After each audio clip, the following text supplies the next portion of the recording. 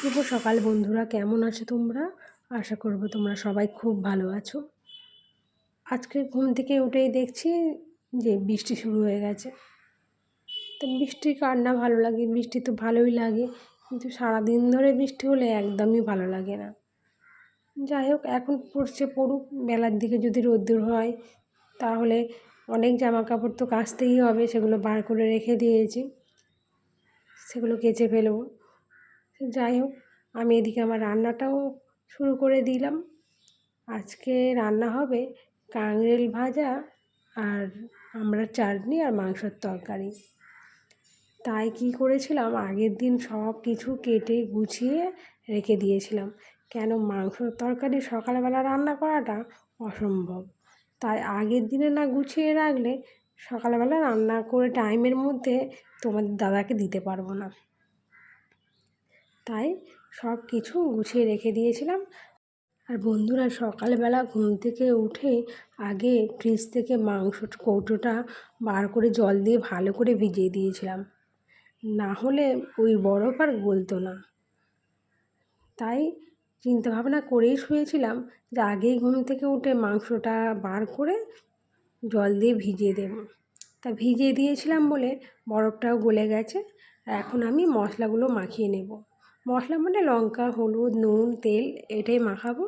তারপরে আমি আদা রসুনটা একটু পেঁয়াজের সঙ্গে ভালো করে একটু ভেজে নিই, না হলে একটা কাঁচা গন্ধ ছাড়ে, সেটা একদম ভালো লাগে না। সে যাই হোক, এদিকে আমার কাঁকরোল ভাজাটাও হয়ে গেছে। আর কাঁকরোলটা তো আমি পেঁয়াজ দিয়ে ভাজি, আর বন্ধুরা সত্যি পেঁয়াজ দিয়ে ভাজলে খেতেও বেশ ভালো লাগে। আগে শুধুই ভাজতাম, গোল গোল করে কেটে ওইভাবেই ভাজা হতো। তারপরে ওইভাবে ভাজলে দেখছি ভাত দিয়ে খেতে, মানে মাখিয়ে খেতে অসুবিধা হয়। তাই এই আলু ভাজার মতন কেটে আর পেঁয়াজ দিয়ে ভাজি। আর বন্ধুরা, আজকে তো রুটি হয়নি, আগের দিনে 4খানা রুটি বেশি করে করে রেখেছিলাম রাত্রিবেলা, সেটাই তোমাদের দাদাকে দিলাম, আর আমি 4টে বিস্কুট খেয়ে নিলাম। এদিকে দেখো, সময়ের মধ্যে আমার রান্নাও কমপ্লিট হয়ে গেছে, তোমাদের দাদাও ডিউটি বেরিয়ে গেছে, আর এদিকে আমি সব বাসনগুলো মেজে নিচ্ছি।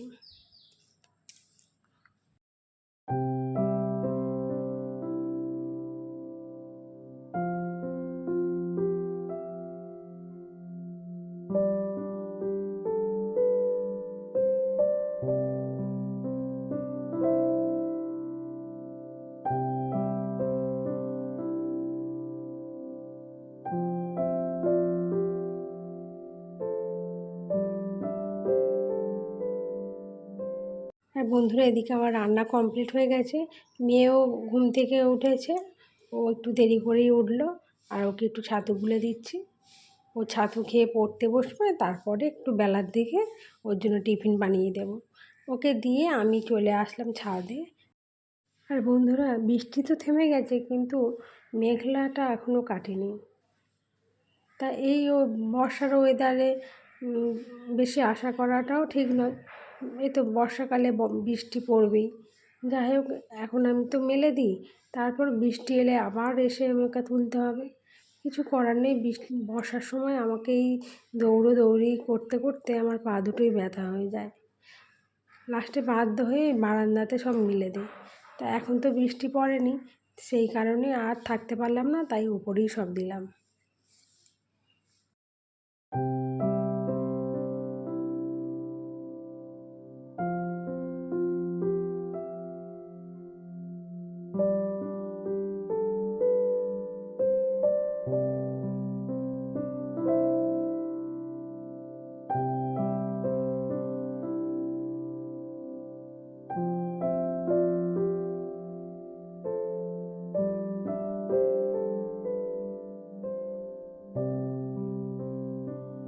এদিকে আমি ছাদ থেকে এসে বিছানাটাকেও গুছিয়ে নিলাম, নিয়ে মেয়ের জন্যে একটা চিঁড়ের পোলাওয়ার মতন তৈরি করব। মেয়ে দোকানে গিয়েছিল, ও সয়াবিন, বাদাম, চিঁড়ে সব কিছু গুছিয়ে কিনে এনে দিয়েছে। ও একটা রেসিপি দেখেছে, সেইভাবেই আমাকে তৈরি করে দিতে হবে। তাই সয়াবিনটাকে সিদ্ধ বসিয়ে দিলাম, আর এদিকে চিঁড়েটা ভালো করে ধুয়ে রেখে দেবো। আর বন্ধুরা, চিঁড়েটা দিয়ে অনেকটা নোংরা বেরোলো, অল্প একটু চিনে নিয়েছি, সেটাই 3-4 বার ধরে ধুতে হলো। যাই হোক, ধুয়ে ধুয়ে জলটা যখন পরিষ্কার হয়ে গেল, তারপরে ওটাকে রেখে দিয়েছিলাম। জল দিয়ে ভিজিয়ে রাখিনি, এমনি রেখে দিয়েছিলাম। আর বন্ধুরা, ঘরে তো সেইভাবে কিছু ছিল না, একটু গাজর ছিল, আর ওই গাজর দিয়ে আর এই বাদামটাকে ভালো করে ভেজে রেখে দেব, দিয়ে তারপরে গাজরটা ভেজে নেব। তো এইভাবেই করব। তো এতে কারি পাতা আরও অনেক কিছু পড়লেই ভালো লাগতো, কিন্তু এখন তো সেইভাবে কিছুই জোগাড় নেই।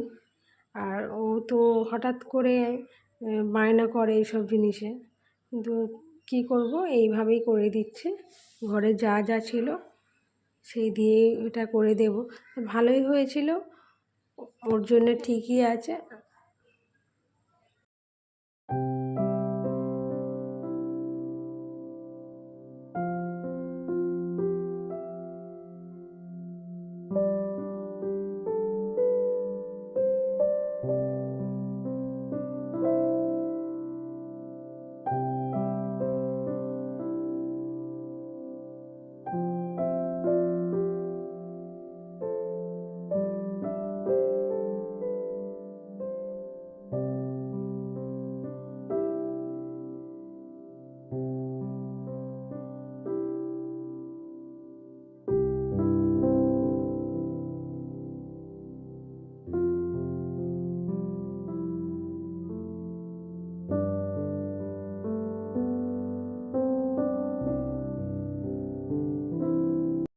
আর বন্ধুরা, এদিকে আমার চিঁড়ের পোলাও বলবো না কি বলবো জানি না, যাই হোক চিঁড়ের পোলাও বলছি।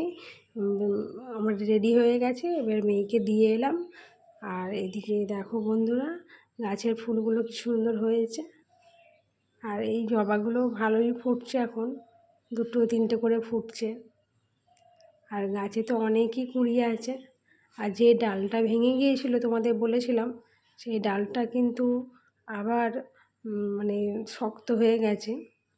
ভেবেছিলাম যে ডালটা হয়তো নষ্ট হয়ে যাবে, কিন্তু বেঁধে দেওয়ার পর এখন গাছটা মোটামুটি ঠিকই আছে। আর এদিকে আমার অপরাজিতা গাছে অপরাজিতা ভর্তি। আর গাছটা এই সাইডে করে দেওয়ার পরে বৃষ্টির জল পেয়ে আরও সুন্দরভাবে হয়েছে। আমি ছাদে এসেছি, একেবারে সব ফুল তুলে নিয়ে চলে যাব। আর ওইদিকে তো রান্না বান্না সব কিছুই কমপ্লিট, আর কোনো কাজই নেই। এবার আমি পুজোটা করে নেব। আর বন্ধুরা, আমার ভিডিও যদি তোমাদের ভালো লাগে তো একটা লাইক করো। আর যারা নতুন আমার ভিডিও দেখছো, যদি ভালো লাগে চ্যানেলটাকে সাবস্ক্রাইব করে রাখতে পারো। আজকের মতন আমার ভিডিও আমি এখানেই শেষ করছি। তোমরা ভালো থাকবে, সুস্থ থাকবে। আর আজকের মতন টাটা।